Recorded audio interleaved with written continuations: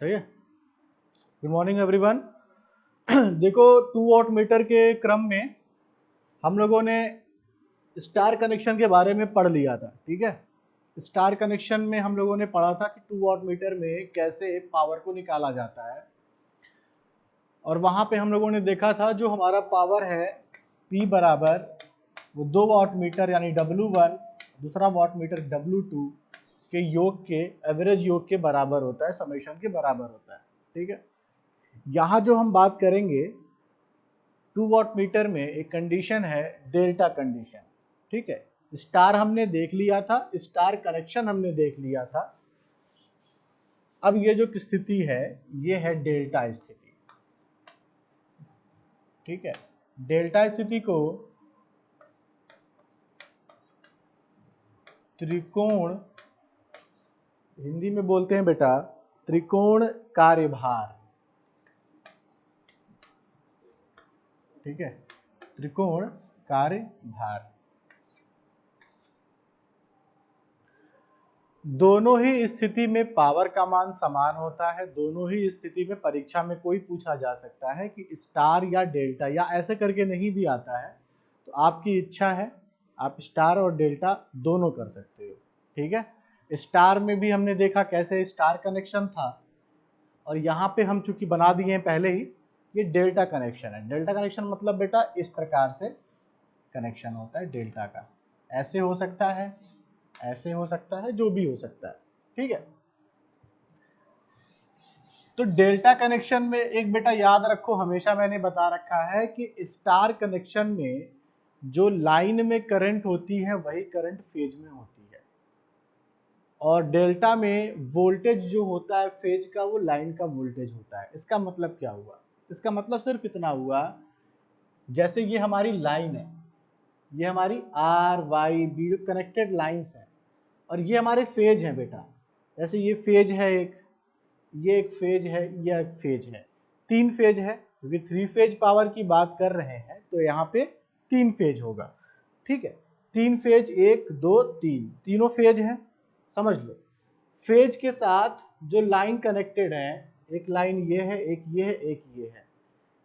तो डेल्टा में क्या होता है कि हमारा जो फेज का वोल्टेज है, मतलब मान लिया कि यहां से यहां तक एक फेज है ये।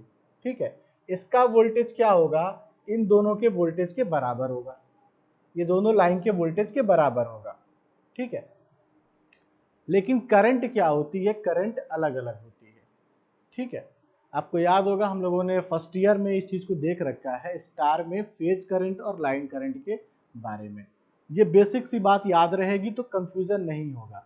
हमेशा याद रखना कि डेल्टा के कंडीशन में फेज वोल्टेज और लाइन वोल्टेज जो है बराबर होते हैं। फेज वोल्टेज कौन सा वोल्टेज है? ये फेज है, यह एक फेज है, यह एक फेज है। ठीक है बेटा, यहां देखो ये एक फेज है, यह एक फेज है, और ये एक फेज है। यह फेज वोल्टेज लाइन वोल्टेज के बराबर होगा। लाइन मतलब क्या? ये लाइन और ये लाइन इसके बीच का वोल्टेज, ये लाइन इसके बीच का वोल्टेज, ये लाइन और ये लाइन इसके बीच का वोल्टेज। ठीक है, इसी को कहते हैं फेज वोल्टेज और लाइन वोल्टेज। करंट यहां बराबर नहीं होती है, तो अब हमने देखो कंडीशन बता देता हूं। एक फेज हमारा ये है V1, अब वोल्ट एक फेज ये है 1, एक फेज 2, एक फेज 3, 3 फेज है। इस फेज का वोल्टेज है V1, इस फेज का वोल्टेज है V2, इस फेज का वोल्टेज है V3, V1 V2 और V3। डायरेक्शन ऑफ करंट देख लो क्या है? करंट हमारी ऐसे जा रही है, इस पूरे फेज में डिस्ट्रीब्यूट हो रही है, देख रहे हो clockwise. I1 I2 I3, I1 इसमें करंट जो है I1 है, इसमें करंट जो है I2 है, और इसमें करंट क्या है? I3 है। तो इसका voltage V1 current I1, voltage V2 current I2, voltage V3 current I3। Direction आपको दिखाई दे रहा है, क्लियर है? लेकिन एक चीज ध्यान रखो कि यहाँ पे एक हमारा जंक्शन पॉइंट बन रहा है, संधि बन रही है। एक संधि यहां बन रही है और एक संधि यहां बन रही है। संधि को ध्यान में रखते हुए देखें तो ये यहां पे संधि को देखें तो अगर इसको ऐसे देखें तो I3 इधर जा रही है, I1 इधर से वापस आ रही है। मतलब I3 इधर जा रही है, I1 इधर जा रही है, मतलब करंट का डायरेक्शन अलग अलग है इस पॉइंट के लिए, दिखाई दे रहा है ना। देखो I3 इधर जा रही है, I1 इधर आ रही है। इसका मतलब क्या है कि जो किरचॉफ का करंट लॉ कहता है कि आने वाली करंट बराबर जाने वाली करंट, ये होना चाहिए। मतलब करंट का यहाँ पे डिस्ट्रीब्यूशन हो रहा है, करंट यहाँ पे बट रही है जंक्शन पे, तो वो करंट कितनी है I1, इसका डिफरेंस हो गया I1 minus I3, I1 minus I3। क्यों? I1 यहाँ चली गई, I3 इधर चली गई। भाई अगर करंट I1 माइनस I3 है तो I1 यहाँ चली गई और I3 यहाँ चली गई। क्योंकि माइनस में I3 है, इसी डायरेक्शन इधर की तरफ दिखाया गया है। समझ रहे हो? अगर ये I1 प्लस I2 होता तो I1 भी इधर होता और I1 भी इधर होता और I3 भी इधर होता, ठीक है। लेकिन यहाँ पे I1 माइनस I3 है तो I1 हमारी इधर है और माइनस I3, मतलब कि I3 के डायरेक्शन के अपोजिट, दैट इज ये। ऐसे यहाँ पे देखेंगे हम, एक करंट आ रही है I1, यहाँ से करंट जा रही है I2, तो I2 minus I1 resultant current हो जाएगी। ऐसे यहाँ पे देखेंगे तो एक करंट आ रही है I2 और एक करंट यहाँ से जा रही है I3, तो I3 माइनस I2 यहाँ पे रिजल्टेंट करंट हो गई। क्लियर है? ठीक है। इसके साथ देखो वाटमीटर लगा हुआ है, एक फेज और इस लाइन के बीच, इस फेज के बीच वाटमीटर लगा हुआ है W1, एक वाटमीटर लगा है W2। बीच वाले को हमने एज अ कॉमन पॉइंट ले रखा है, इसी से कनेक्टेड है ये, ठीक है। एक फेज जो है इसका ये कनेक्टेड है और इसकी दूसरी वाला जो पॉइंट है वो यहाँ कनेक्टेड है, क्योंकि हमेशा इलेक्ट्रिकल सर्किट में दोनों टर्मिनल हमारे कनेक्टेड होने चाहिए।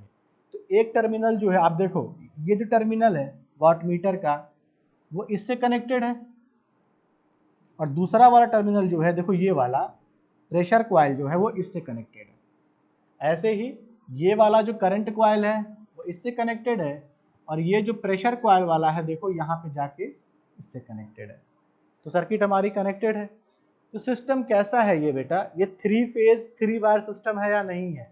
3 फेज, देखो 1 2 3, 3 phase 3 wire, 1 2 3, 3 wire, 3 phase 3 wire condition है। और बैलेंस स्थिति और अनबैलेंस दोनों ही स्थिति में हम पावर को निकाल सकते हैं, ठीक है। चलो,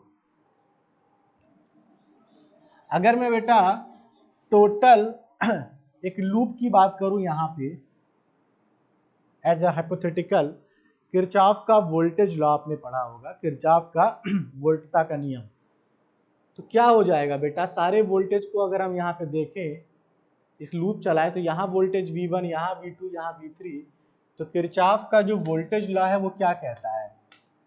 किसी भी लूप में बहने वाले समस्त वोल्टता यानी विभव का बीजगणितीय योग शून्य होता है। Algebraic sum of voltage in a closed path in a closed mesh is equal to 0। तो V1, V2, V3 same direction में है, V1 इधर है, V2 भी क्लॉकवाइज है, V3 भी क्लॉकवाइज है, तो V1 plus V2 plus V3 बराबर 0। यहां से बेटा लिख सकते हैं V1 बराबर माइनस V2 प्लस V3, ये लिख सकते हैं, ये लिख सकते हैं। एक चीज और देखो, समझते चलो, R और Y के बीच वोल्टेज कितना है? V3। माइनस क्यों? डायरेक्शन अपोजिट है, ठीक है। ये डायरेक्शन के, इस करंट के डायरेक्शन के ये अपोजिट है, इस डायरेक्शन के ये अपोजिट है, तो माइनस V3, ठीक है। और Y और बीच के वोल्टेज क्या है? V2। अब क्या करना है, लिखते चलो कि तात्क्षणिक शक्ति या तात्कालिक शक्ति,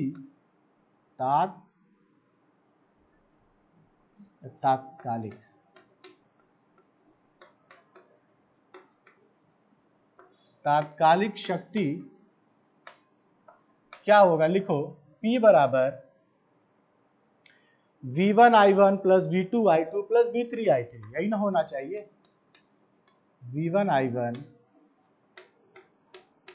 plus V2 I2 plus V3 I3, ये तात्कालिक होना चाहिए। V1 का मान बेटा क्या है?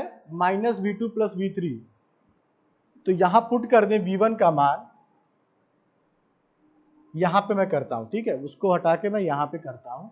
V1 का मान क्या है, माइनस V2 प्लस V3, यहाँ पे रख देते हैं, वहां पे जगह नहीं है तो मैं यहाँ लिख दे रहा हूँ। दिख रहा है, ठीक है। P बराबर, दिख रहा है यहाँ पे, हाँ, V1 की जगह क्या लिख सकते हैं, minus V2 plus V3 into I1 plus V2 I2 plus V3 I3, ठीक है। इसको ब्रेक कर लें बेटा थोड़ा, तो minus V2 I1 minus V3 I1 plus V2 I2 plus V3 I3। Mathematical चीजें हैं बेटा, करते चलेंगे। यहाँ I1 है, यहाँ I2 है, यहाँ I3 है, ठीक है, ध्यान से। यहाँ V2 है, यहाँ V2 है, यहाँ V3 है, यहाँ V3, तो V2 कॉमन ले लें बेटा, V2 कॉमन ले लें तो क्या मिलेगा, I2 minus I1 plus V3 common ले लें बेटा तो मिलेगा, V3 कॉमन ले लें बेटा तो मिलेगा I3 माइनस I1, ठीक है, क्लियर है। I2 माइनस I1 और इसके रिस्पेक्टिव जो वोल्टेज है वो V2, दिख रहा है, ये V2 है, ये I2 माइनस I1 है।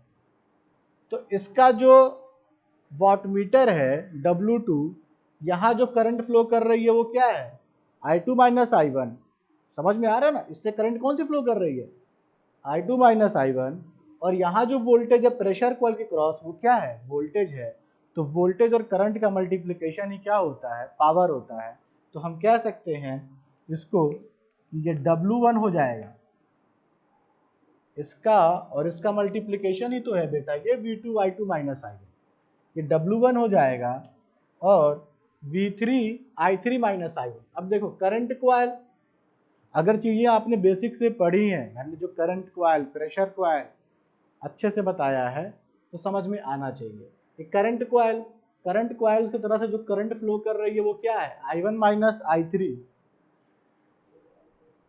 ठीक है, I1 माइनस I3। एक मिनट, यहाँ पे क्या है,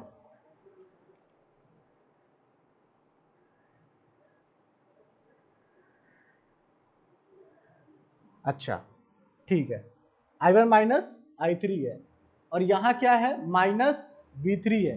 तो प्रेशर कॉइल के क्रॉस जो वोल्टेज है वो क्या है, माइनस V3 है। भाई प्रेशर कॉइल क्या है, यही तो है, यहाँ से यहाँ तक का वोल्टेज प्रेशर कॉइल, इससे क्रॉस जो वोल्टेज है V3, करंट फ्लो कर रही है I1 माइनस I3। अगर मैं इसको एक स्टेप और लिखूं, और यहाँ पे मैं माइनस, ये plus V3 I3 minus I1 है, इसको मैं लिख सकता हूँ, तो एक स्टेप और लिख लेता हूँ, ठीक है, क्लियर हो जाएगा। I2 माइनस I1, बेटा माइनस कॉमन लेते हैं तो minus V3 I1 minus I3, अब मिल गया, देखो माइनस V3, क्योंकि माइनस V3 वोल्टेज है, I1 माइनस I3 करंट क्या है, I1 माइनस I3 है। तो ये जो वाटमीटर 1 है, सॉरी वाटमीटर 1 है, वो क्या वोल्टेज देगा, इसका मल्टीप्लिकेशन होगा इसका और प्लस का, मतलब वोल्टेज का और करंट का मल्टीप्लिकेशन ही क्या होता है, पावर होता है। तो मैं यहाँ से लिख सकता हूँ, अगर मैं इसको W1 मान के लिखूँ, इसको W2 लिखूँ, तो लिख सकता हूँ W1 प्लस W2, ये होगा हमारा पावर, ठीक है, पावर बराबर क्या हो जाएगा, W1 प्लस W2, ठीक है। फिर समझ लो, रिवीजन की तरह से फिर समझ लो, दो वाटमीटर हमने लिया, कैसे कनेक्ट किया, एक को डेल्टा कनेक्शन बनाया, इस डेल्टा कनेक्शन के एक टर्मिनल से करंट कॉइल को और दूसरे वाले से प्रेशर कॉइल को कनेक्ट किया। फिर इस सिरे से हमने क्या किया, एक करंट कॉइल को और इस सिरे से प्रेशर कॉइल को कनेक्ट किया, मतलब वाटमीटर को कनेक्ट किया। ये क्लियर हो गया वाटमीटर कनेक्शन, ये यहाँ पे लगा, ये यहाँ पे लगा, और ये वाला जो पॉइंट है ना, ये कॉमन पॉइंट हो गया, कॉमन मतलब कि न्यूट्रल पॉइंट हो गया, कॉमन पॉइंट हो गया, जो दोनों के लिए कनेक्शन का काम कर रहा है, क्योंकि ये वाला भी आकर के यही जुड़ रहा है और ये वाला भी आकर के यही जुड़ रहा है। ठीक है, अब हमारे पास देखो तीन फेज है, फेज 1 है, फेज 2 है, फेज 3 है। ठीक है, यहाँ वोल्टेज V1 V2 V3 है। डायरेक्शन की बात करें बेटा तो एक डायरेक्शन में हमेशा हम लेते हैं, अगर V1 की डायरेक्शन इधर है क्लॉकवाइज तो V2 भी क्लॉकवाइज होगा और V3 भी क्लॉकवाइज होगा, मतलब घड़ी की सुई की दिशा में अगर हम लेते हैं तो V1 भी क्लॉकवाइज होगा, V2 भी क्लॉकवाइज होगा और V3 भी क्लॉकवाइज, देखो क्लॉकवाइज है। ठीक है, क्लॉकवाइज है, तो करंट भी उसी डायरेक्शन में होगी, क्योंकि हम यहाँ बात कर रहे हैं बैलेंस कंडीशन की। बैलेंस कंडीशन में डायरेक्शन बहुत मैटर करता है, डायरेक्शन और कोण दोनों मैटर करते हैं। तो I1 I2 I3 same direction में। अब हमें निकालना था कि इसमें करंट कितनी होगी, तो करंट कितनी होगी बेटा, भाई करंट कितनी होनी चाहिए, इसका और इसका डिफरेंस होगा, एक करंट यहाँ चली गई, एक करंट यहाँ चली गई, तो I1 माइनस I3 हो गया। यहाँ क्या होगा, डिफरेंस होगा, एक करंट इधर चली गई, एक करंट इधर इधर आ गई, एक करंट इधर आ गई, देखो ना I2 माइनस I1 है, तो I2 इधर चला गया, I2 इधर चला गया, माइनस I1 को इधर जाना चाहिए था, I1 को इधर जाना चाहिए था, क्योंकि माइनस I1 है तो इधर हो गया, तो देखो डायरेक्शन इधर हो गया। ठीक है, ऐसे हमने कर लिया यहाँ पे भी। फिर हमने कहा कि वोल्टेज का डायरेक्शन चूंकि इस तरफ है और हम इस तरफ से डायरेक्शन ले रहे हैं आर वाई बी, आर से वाई जा रहे हैं, आर से वाई जा रहे हैं, और ये वोल्टेज कहां से कहां जा रहा है, यहां से यहां जा रहा है, डायरेक्शन उल्टा हो गया ना, एक ऊपर से नीचे की तरफ आ रहा है, आर से वाई आ रहा है, वाई से बी जा रहा है, और ये क्या जा रहा है, वाई से आर जा रहा है। देखो ये वाई से कनेक्टेड है, ये वाई से कनेक्टेड है और ये आर से कनेक्टेड है, तो वोल्टेज डायरेक्शन किधर है, वाई से आर है, वोल्टेज डायरेक्शन किधर है, देखो डायरेक्शन क्या होता है, वोल्टेज का ये दिखा रहा है, हाई वोल्टेज से लो वोल्टेज, मतलब वाई से आर, और यहाँ पे जो वोल्टेज हम क्या लेते हैं, आर से वाई, तो उल्टा हो गया ना, उल्टा हो गया, इसी कारण से यहाँ पे माइनस ऑफ V3 है। यहाँ की बात करें तो V2 कैसे आया, देखो ये डायरेक्शन क्या है, ये डायरेक्शन जुड़ा हुआ है B से, तो B से Y, B से Y, और ये डायरेक्शन यहाँ पे क्या है, Y से, हाँ B से Y है, क्योंकि करंट की डायरेक्शन क्या है, I2 माइनस I1, करंट इस डायरेक्शन में है, इस डायरेक्शन में हमारा वोल्टेज भी होगा, इसीलिए यहाँ पे V2 है, और जब टोटल पावर को ऐड करते हैं तो हमने कहा कि P बराबर इसका what, P1 into V1 into I1 इसका पावर, V2 इंटू I2 इसका पावर, V3 इंटू I3, ये दोनों हमने ऐड कर दिया। ऐड करने पे हमने कहा कि V1 का मान minus V2 plus V3 put किया। ठीक है, कहां से पुट किया था, V बराबर किरचॉफ के वोल्टेज लॉ से ये होता है, तो हमने V1 का मान निकाला और सिर्फ कैलकुलेट कर दिया, फाइनली हमको मिल जाता है। ठीक है, कोई दिक्कत, ठीक है, चलो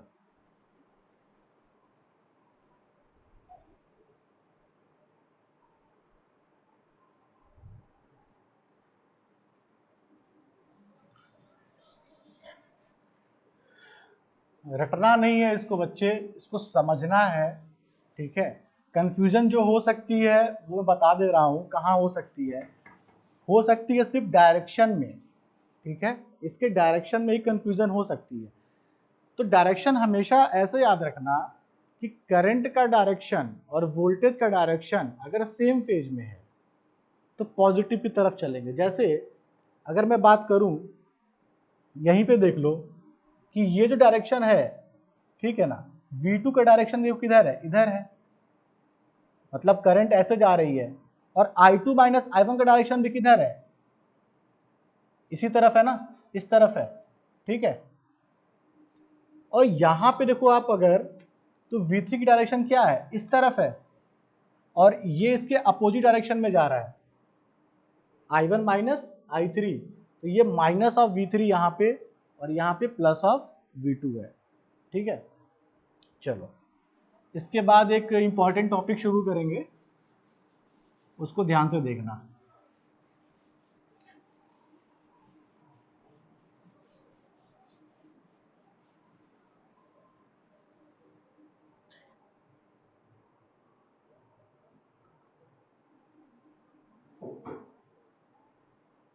हेडिंग लिखो, शक्ति गुणक याद करना।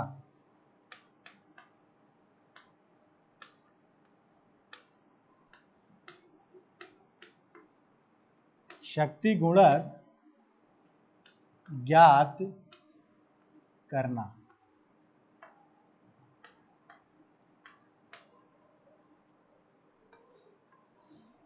To find power factor.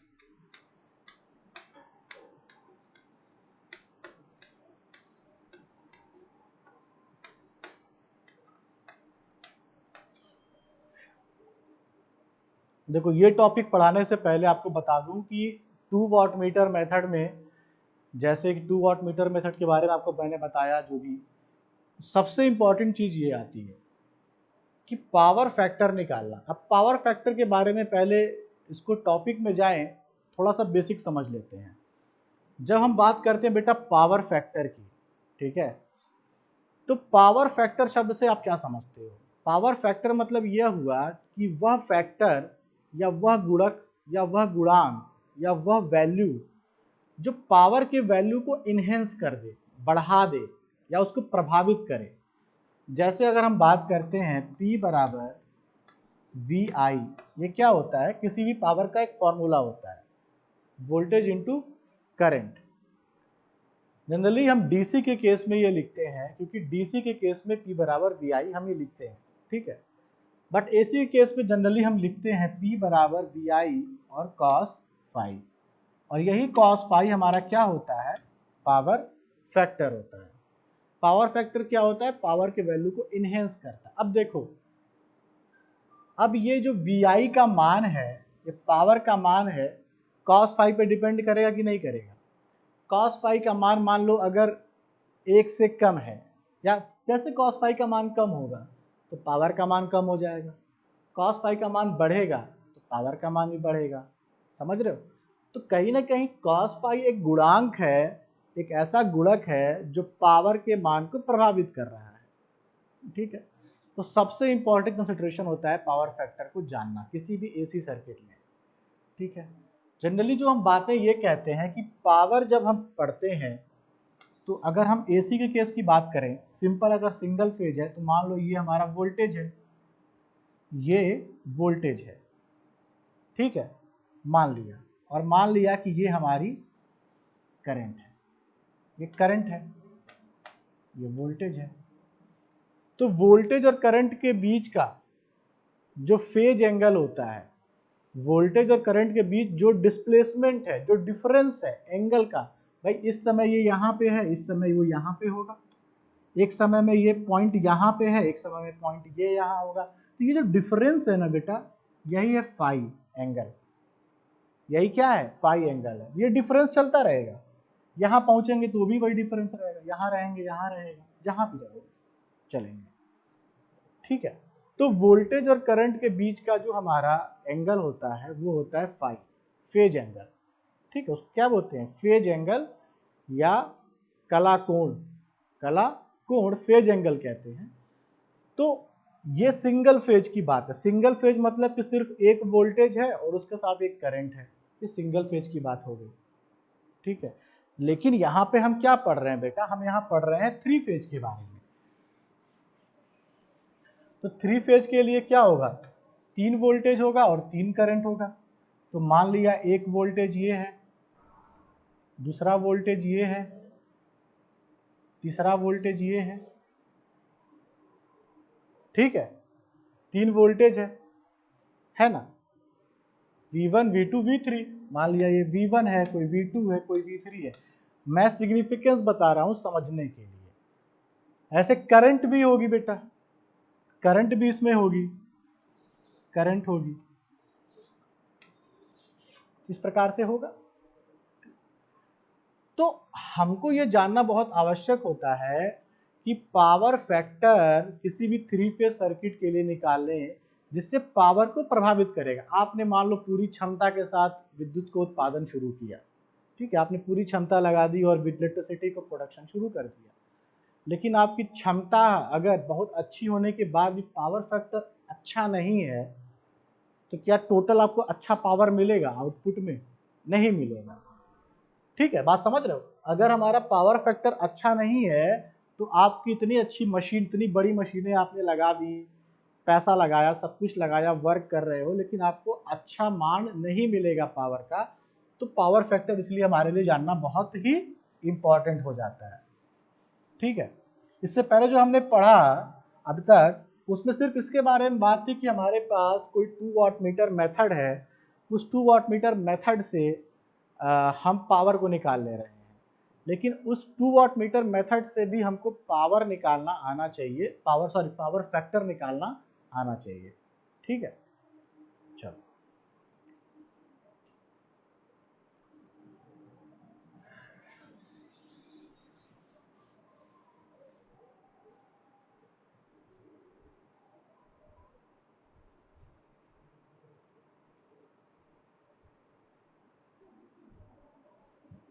Heading ये लिख लेना बेटा, फिर इसको साफ करता हूं।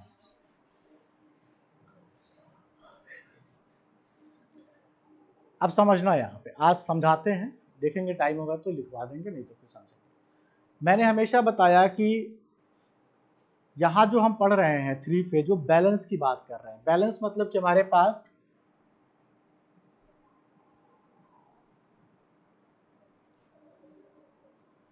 इस प्रकार से बैलेंस है। ठीक है, थोड़ा छोटा बड़ा हो गया, कोई दिक्कत नहीं है। ठीक है, मतलब अगर ये वोल्टेज बेटा V1 है, ये वोल्टेज V1 है, यह वोल्टेज V2 है और यह वोल्टेज V3 है। ठीक है, मान लिया, तो इसके बीच कोण कितना होगा? 120, इसके कोण बीच 120, 120 डिग्री का कोण होना चाहिए तीनों के बीच, वोल्टेज या करंट के बीच। ठीक है, अब क्या है, ये तो आपको अंडरस्टूड है, तो इसको मैं लिखूंगा नहीं, या मैं मान के चलूंगा कि आपको याद रहेगा 120 डिग्री। ठीक है, चलो, अब सिर्फ पावर निकालने के लिए हमको वोल्टेज तो चाहिए नहीं, हमको तो करंट भी चाहिए। वोल्टेज के साथ हमको तो करंट का मान भी चाहिए होगा ना पावर निकालने के लिए। ठीक है, चलो, जब हम बेटा आपको शुरू में पढ़ाए होंगे या आपने जब पढ़ा भी होगा, इससे पहले हमने जब एवरेज पावर निकाला था वहां भी पढ़ा था, हमने बताया था कि जब भी कोई इंडक्टिव लोड होता है, इंडक्टिव लोड कहने का अर्थ क्या है? जो भी लोड हम देख रहे हैं ना अपने लाइफ में, ये फैन, ट्यूबलाइट, सब जगह इंडक्टिव लोड है। ठीक है, इंडक्टिव लोड कोई ऐसे मशीन है, मोटर है, ये सब इंडक्टिव लोड के ही उदाहरण है।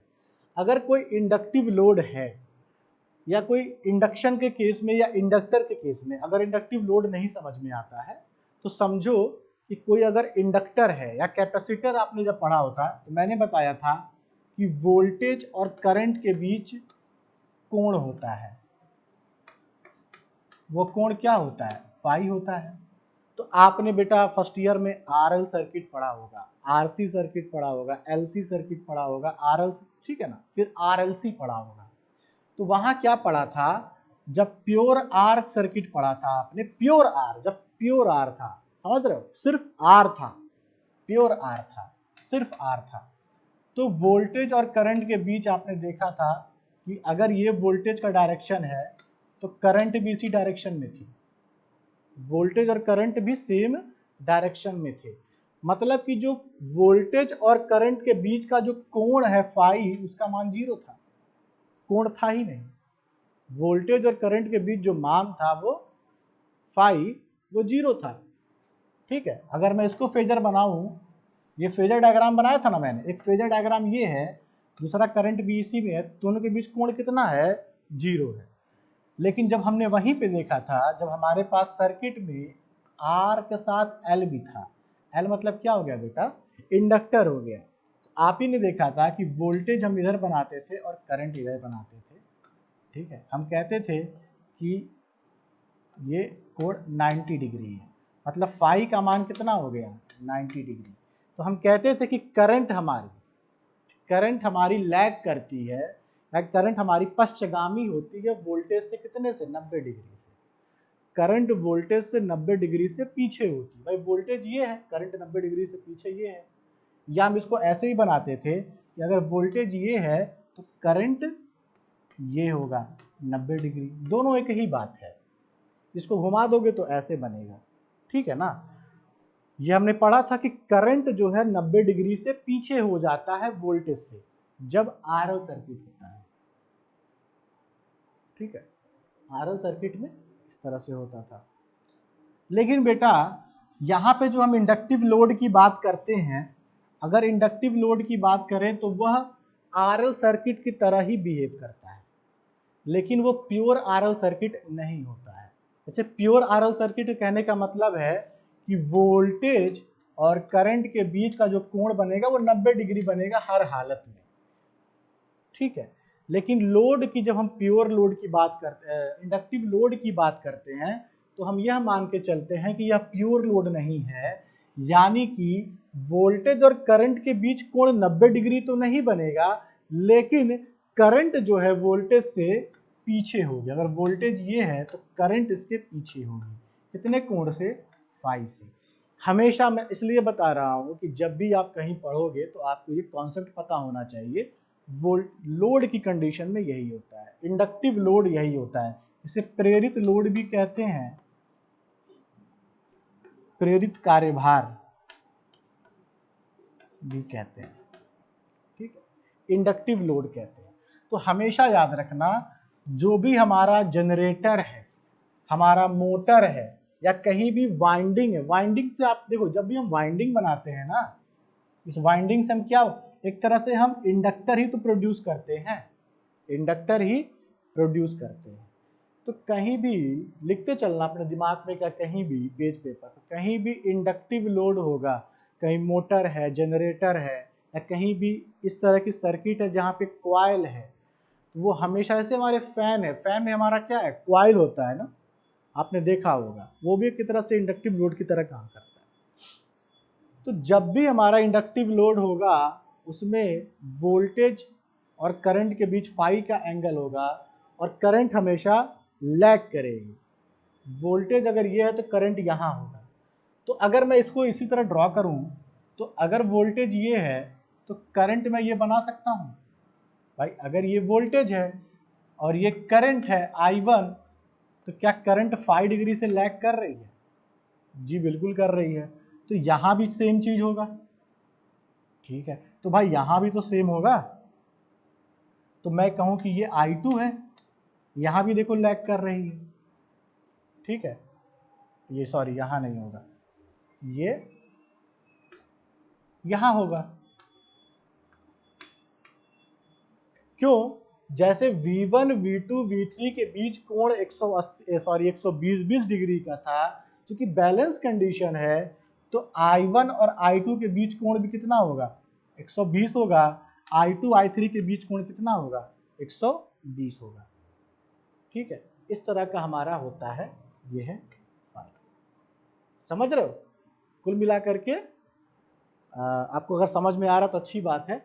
V1 और I1, V2 I2, V3 I3, ये थोड़ा घूम गया ना ऐसे। ये हमारा होता है बेटा, किसी भी 3 फेज आपको बनाने को कहा दिया गया तो सबसे पहले आप इसी तरह से बनाना शुरू करोगे। वोल्टेज को लोगे और वोल्टेज के रिस्पेक्ट में करंट को लैग कराओगे I1 I2 I3 फाई से, ठीक है।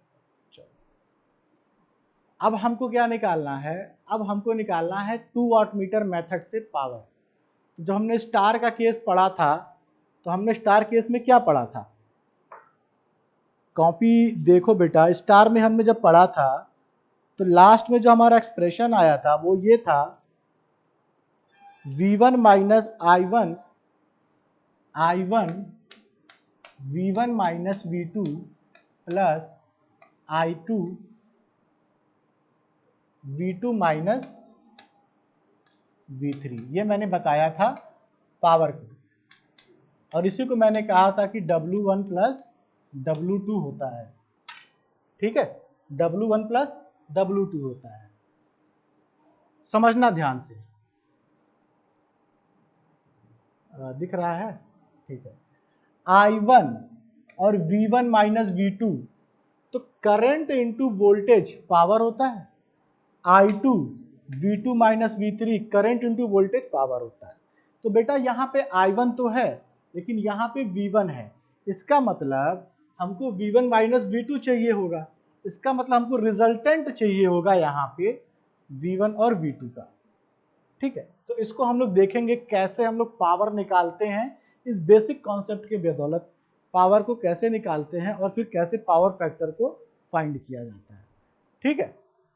चलो, अगर कहीं भी कोई डाउट रहा होगा इस लेक्चर में या कभी भी किसी लेक्चर में, तो आप मुझे मैसेज करके भी पर्सनली भी पूछ सकते हो, ठीक है। चलो ठीक है, थैंक यू सो मच।